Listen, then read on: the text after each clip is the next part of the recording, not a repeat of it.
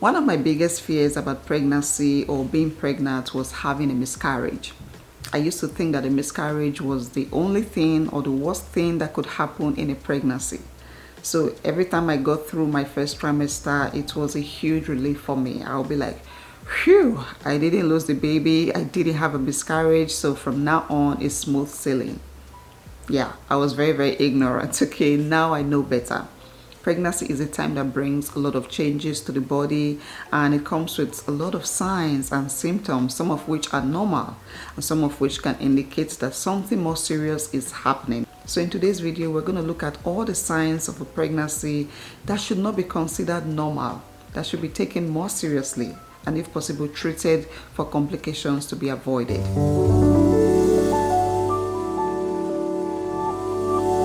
Hey guys, welcome back to my channel. My name is Nosa. If you're new here, I make videos about fertility, health, wellness, tips for women trying to conceive, tips for pregnant women and postpartum, and all things motherhood related. So I hope you like it here if you're new, and I hope that you find today's video helpful. Okay, let us start with nausea and vomiting. Now, this is particularly common at the start of a pregnancy, but typically by the end of the first trimester, morning sickness starts to disappear and you start to feel normal again. But there are extreme cases of nausea and vomiting. If you are unable to drink, take in fluid for more than 8 hours, or you are not able to eat and keep down anything for more than 24 hours, if you have a dry mouth or headache or a fever, or you are dizzy because you are constantly vomiting like throughout the day, then that is more than morning sickness. That could be a sign of hyperemesis gravidarum. So while morning sickness is common in early pregnancy, hyperemesis gravidarum is more extreme and persistent. It can linger throughout your first and even second trimester, and it can lead to dehydration. This condition sometimes requires hospitalization for IV fluid. If you are unable to get anything through your mouth or keep it in your body, you do need some kind of nutrients and energy while you are pregnant for the health of you and your baby. And if this condition is left untreated, it can lead to other complications or even some organ damage. If this is something you are experiencing, do not take it lightly. You need to see a doctor. You need to be treated by an expert. Another symptom to take very seriously is vaginal bleeding. Vaginal bleeding or fluid leaking. Now, it is common for some women to experience some kind of light bleeding or spotting in early pregnancy, like implantation bleeding. Implantation bleeding happens when a fertilized egg attaches itself in the uterine lining, and this is the beginning of a pregnancy. You can also experience some kind of bleeding due to cervical changes, so your cervix can become fragile and prone to bleeding, especially after intercourse. Now, these two types of bleeding are considered normal. However, there are other types of bleeding or other reasons why a woman could be bleeding during pregnancy, and these are more serious cases. If you have a vaginal infection, that can cause you to bleed during pregnancy. Another one is a miscarriage, especially in early pregnancy, and this is accompanied by pain or cramps. Another case of bleeding during pregnancy is an ectopic pregnancy. This happens when a fertilized egg implants outside the uterus, usually in the fallopian tube. This can cause a lot of pain and bleeding, and can also potentially lead to a lot of complications and even a life-threatening condition. Placenta problems can also cause bleeding during pregnancy. Bleeding can also be a sign of preterm labor in later stages of a pregnancy. And this type of bleeding usually comes with a lot of pain. It can be heavy, like very heavy. It can fill up a pad within an hour or two. You might also be experiencing dizziness or lightheadedness due to blood loss. If this is what you're experiencing, then you need to seek immediate medical attention. Any type of bleeding that occurs after 20 weeks of pregnancy requires immediate medical attention. But let me also say that according to researches or studies, a lot of women experience some kind of bleeding during pregnancy, not implantation bleeding, but just bleeding throughout their pregnancy, and they go on to have very healthy babies, very healthy pregnancy and delivery in the end. But that is not to say that this condition should be ignored. If you're experiencing any kind of bleeding right now, whether it's coming with pain or not, whether you're feeling dizzy or not, it is still important for you to work closely with your doctor. Just check it out to make sure that both you and your baby are doing okay. Another symptom which may be considered normal in a pregnancy, but it's not always the case, are headaches. Now, headaches are very common in early pregnancy. That's something that I experience with all my pregnancies, and it can be due to hormonal fluctuations, dehydration, maybe lack of sleep. But as your pregnancy progresses to second and third trimester, your headaches start to improve, and before you know, they are gone. But if what you're experiencing is very severe, your head is just throbbing, there are no improvements after taking medications, and if your headache is accompanied by other symptoms like swelling in your hand and in your face, if you are vomiting, if you are gaining a lot of weight, yes, you are pregnant, but if you notice a sudden weight gain, if you're experiencing blurred vision or dizziness, or you see flashlights when you close your eyes, this could be a sign of preeclampsia or pregnancy-induced hypertension. Preeclampsia is a serious condition characterized by high blood pressure and protein in the urine. Headaches caused by preeclampsia and hypertension are different from what you experience in early pregnancy. They are usually persistent and throbbing. They are just always there in one side of your head, usually above your ear. They are just throbbing, like pounding. And they are characterized by the other symptoms that we mentioned earlier, like swelling and dizziness. So if this is something you're experiencing, it is something to take very, very seriously, because it could lead to other complications and even a life-threatening condition. In my last pregnancy, I experienced a condition called edema.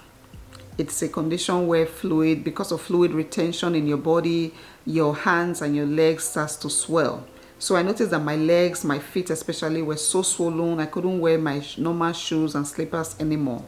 But it happened at the end of my pregnancy. I was almost due to have my baby, so it wasn't a cause for concern. Now, edema is a normal swelling of the hands and the legs in pregnancy. But there is a more extreme case, a more severe case of swelling and redness. If you notice that your legs, your calves especially, are swollen, if you get up to walk or when you flex your leg, if you notice that you experience pain, you can also experience this swelling in your arms, usually on one side of your body, then that could indicate blood clots, specifically deep vein thrombosis. Pregnancy naturally increases the risk of blood clots due to hormonal changes and pressure on the veins.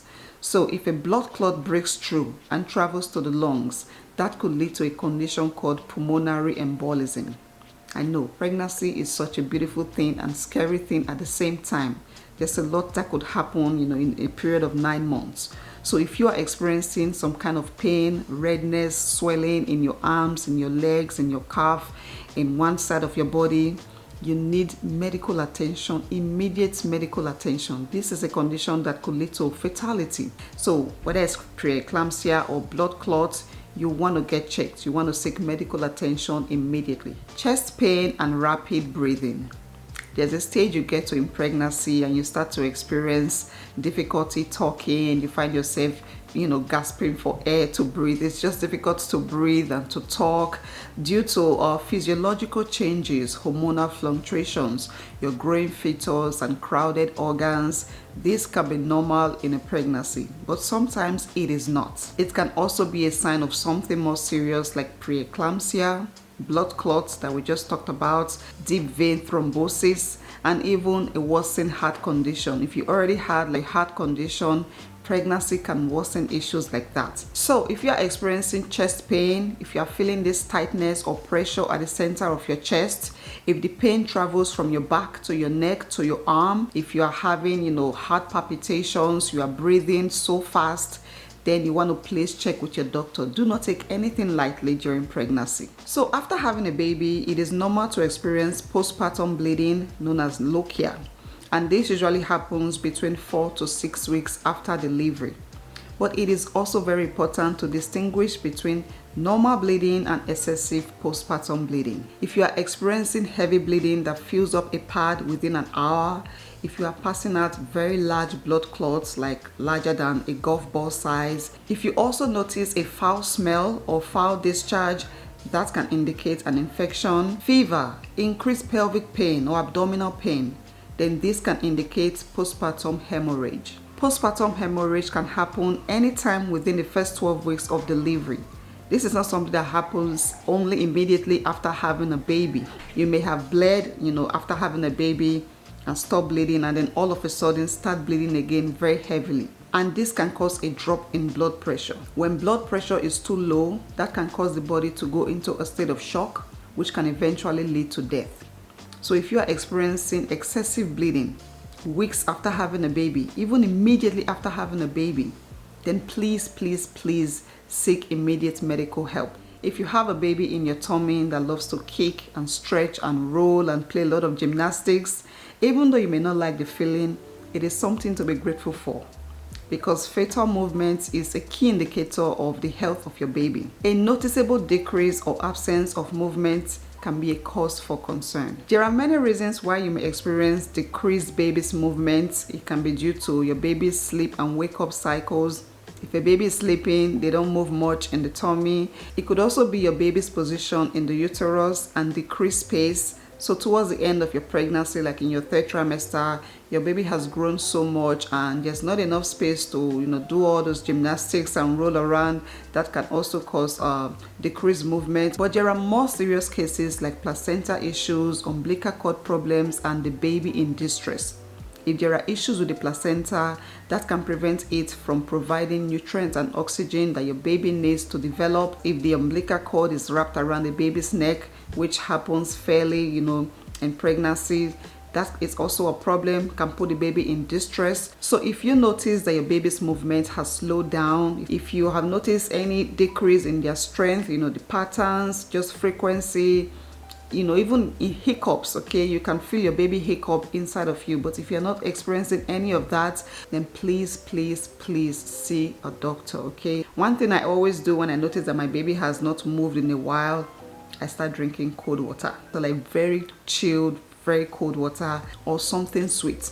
And just to get a kick, just to get a sign. And once I get that sign, I feel relieved. Don't just sit there and drink some cold water or drink something sweet like me. No, please see a doctor immediately, because this is not something to be taken lightly. Did you know that pregnancy does not only affect your body, it can also affect your mind? A lot of women start to generate some very dark thoughts during pregnancy and even after having a baby. If you have thoughts of harming yourself or your baby, if you are feeling very sad, hopeless, depressed, if you are always crying during pregnancy and after having a baby, you see yourself just always crying and you don't even know why. You should be happy, but you are crying. You feel like you are not good enough. If you are always very worried and you have some very scary thoughts and you don't know how to get rid of them, that could be a sign of postpartum depression. Postpartum depression is something that affects a lot of women after childbirth. And there are many things that can increase the risk of this condition. Lack of support. If you have just had a child and you have no one really to support you, maybe your family is far away and you are trying to figure out everything by yourself, especially if you're a first-time mom, you had to stop working, to take care of your baby, so you feel isolated, you feel alone, you feel like you have been cut off from the world. If you also had a history of anxiety, depression, mood disorders, if you had a very complicated pregnancy and delivery, all of this can put you at risk of developing postpartum depression. And when it is not taken seriously or treated, it can lead to difficulties bonding with your baby. It can lead to an inability to nurse or parent your child, and of course, an increased risk of the S word. If you are currently pregnant and you are feeling this way, if you've just had a baby and you are struggling, then you need to seek medical help. You need support. You need medication, therapy, you need a lot of people around you. This is a mental condition that needs to be treated. So I will advise you, to seek help, reach out to friends, reach out to family, just, share what you're experiencing and hopefully you get the help that you need. So this list is not meant to cover every symptom that you might have. If you're experiencing anything and you are not quite sure, if you feel like something is not right, if you don't know if it is serious or not, then please do not waste time. Do not guess. Do not try to self-medicate. Seek medical treatment or medical support immediately. One thing about pregnancy is that something very little can just exasperate, can just become, get out of control before you know it. If you had like a very little health condition that you could manage before, when you get pregnant, that thing can just get out of control. So, like I said again, if you have any concerns about your health or the health of your baby, then please see a doctor. And this video is not meant to put fear inside of you, but to provide you with the knowledge that you need during this season, and also for you to be in control, of your journey and to make the right choices at every point. So that will be it for today's video. If you guys found this helpful, then please give it a thumbs up.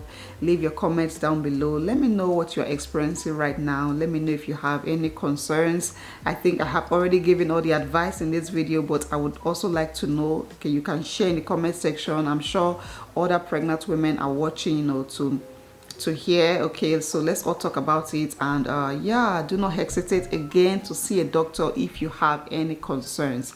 And share this video with a friend of yours who is currently pregnant. Subscribe to my channel if you are new here. I would really appreciate that. I wish you guys the best of luck in your in your pregnancy journey. Okay, I hope that you are able to meet your baby at the end with no complications. And if you watch this video while you are trying to conceive, while you are not pregnant, then I hope that very soon you will get pregnant, and I pray that you do not experience any complications during your pregnancy. Thank you guys so much for watching. I'll see you in my next one. Bye.